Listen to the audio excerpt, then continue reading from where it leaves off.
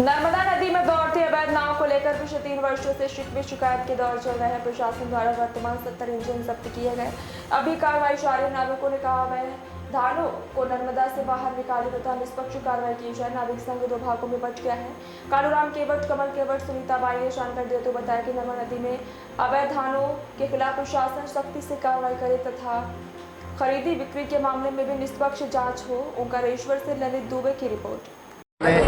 नाविक संघ कहा जाता है, नाविक संघ परिवार है, ये फड़ की स्थिति होना नहीं चाहिए थी। बाकी जानबूझ के ये चीज़ का अगर अपने स्वार्थ तले अपन ये चीज़ कर रहे हैं तो उसके लिए भी जवाबदार लोगों की अपनी जवाबदारी होती है।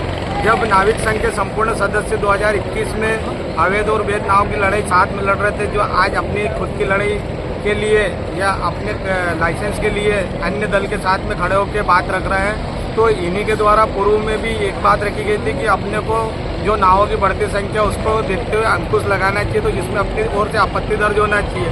तो इसमें ये चीज़ देखने में आ रही है कि पूर्व में कलेक्टर महोदय और अपने सांसद जी, विधायक जी इनके संज्ञान में लेते हुए एक विषय पे बात आई थी कि भैया ये अवैध नाव है, इनको आप कैसे वैध कर सकते हैं। तो इसको लेकर सहमति जती थी कि जो पात्र की श्रेणी में आता है, जिसके पास कुछ अपना पात्रता का दस्तावेज हो, वो अपने दस्तावेज सबमिट करे और अपने लाइसेंस के लिए अपने आवेदन प्रस्तुत करे। तो उसी को देखते हुए नाविक संघ के पूर्व अध्यक्ष और वर्तमान अध्यक्ष इनकी सबकी सहमति हुई थी।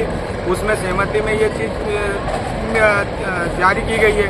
इसके बावजूद अब ये विरोध कर रहे हैं, तो ये कैसा विरोध है? प्रशासन क्या कार्रवाई कर रहा है? प्रशासन कल अपर कलेक्टर महोदय और एडीएम साहब और नगर परिषद सीएमओ साहब के साथ में सानिध्य में जो बैठक हुई थी, उसमें उनका कहना ये पड़ रहा है कि आप संपूर्ण जो 95 इंजन है उनको जब्त करवाएं।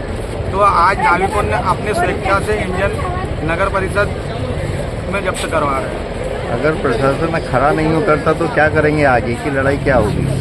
हमारी तो लड़ाई शुरू से वही की थी और आगे भी अगर ऐसी स्थिति बनी तो प्रशासन को भी इस चीज़ पर ध्यान देना चाहिए कि बढ़ती संख्या पे अंकुश कैसे लगाएंगे। ये ओंकारेश्वर है, ओंकारेश्वर में बाहर से आने वाले श्रद्धालु और आए दिन ऐसी स्थिति हो रही कि यात्रियों को भी स्नान करने में या घाटों पे पूजा पाठ करने में भी दिक्कत आती। तो कब तक आप उसको इस चीज़ को किसी भी दबाव के तले स्वीकृति करवाते रहेंगे?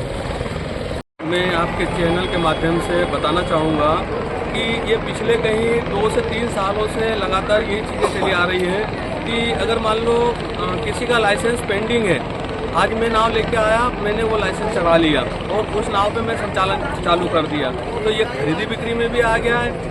कोई खरीद रहा है, कोई बेच रहा है, कोई किसी को पता नहीं है। ऐसे कर करके नावें आए दिन घाटों पर इतनी बढ़ गई है कि यात्रियों को भी स्नान करने की जगह नहीं है और ना हम जो लाइसेंसधारी हैं हमें भी लगाने की जगह नहीं है। ये खरीदी बिक्री का मामला पिछले 3 से 4 साल से चल रहा है। कितने लाइसेंस बिक चुके हैं और कितनी नावें? करीब 15 से 20 लाइसेंस खरीदी बिक्री में चले गए हैं, जिनका कोई आधार नहीं है। ये खरीदी बिक्री के प्रमाण किसने दिए? ये नगर परिषद सबूत है। अगर तुम विरोध करते हो तो तुम भी सबूत दे दो, तुम्हारे भी बन जाएंगे लाइसेंस। तुम हमारे तुम नहीं उतारा तो तुम्हारे पास कोई है सबूत क्या? और तुम यहाँ के रहने वाले कहाँ है, तुम्हारा सबूत है? बना नहीं ना कर सकता। हम ये चाहते हैं कि तुम्हारे भी बन जाए और तुम्हारे को घाट कहीं भी चुन के दे देंगे। ऐसा नहीं कि तुम्हें घाट के देंगे भाई, यहाँ पर लगाने की नहीं जरूरत हो क्या तुमको दे देंगे। और तुम सुनो तो सही, तुम एक दूसरे से आरोप लगाते जा रहे हो। लेकिन अगर तुम सबसे सुनना है हमारे भाई नहीं करते। कल भी इतना हंगामा हो या वो नाव टूटे भाई, एक तो कुछ गई ना तो रात भरी तो उनका नुकसान हो रहा है। और अब आरोप लगा रहे कि हमारे 32 नाव को हो रहा, 32 नाव में तो हमारे पहले 15-20 नाव तो जगते हैं लाइसेंस तो इंजन 5-6 महीने हो गए और अभी भी ला के रखती है। तो फिर क्या करना चाहिए? हम तो गरीब लोग हैं, हम तो इसी पर हमारा पालन हो रहा है, कोई दूसरा तो है ही नहीं। और अगर कभी खेती बाड़ी होती तो हम करते कि नहीं खेती बाड़ी कर रहे, दूसरी कोई बिजनेस होता तो हम बिजनेस करते। हमारा तो यही है और अब आप बोल रहे यही मर गए तो फिर हम क्या करना चाहें? क्या करें? तुम ही रास्ता बताओ। दूसरा रास्ता कोई है ही नहीं हमारे लिए।